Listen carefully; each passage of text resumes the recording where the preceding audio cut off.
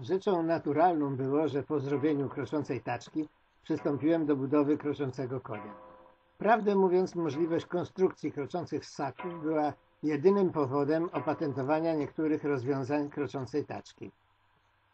Przejście z dwunożnej taczki do czworonoga nie było prostym zabiegiem, a szczególnie dla konstruktora, którego ambicją jest niestosowanie wynalazku koła.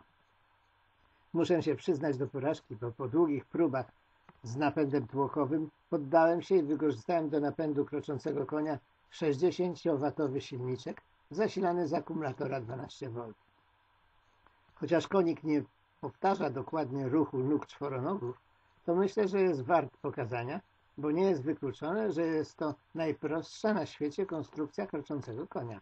Cały mechanizm to jeden korbowód i 4 dźwignie.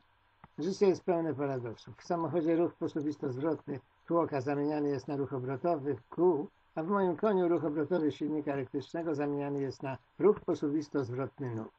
Mam nadzieję, że niedługo uda mi się zrobić konia z napędem logicznie uzasadnionym, czyli bez stosowania koła, tak jak to robi przyroda.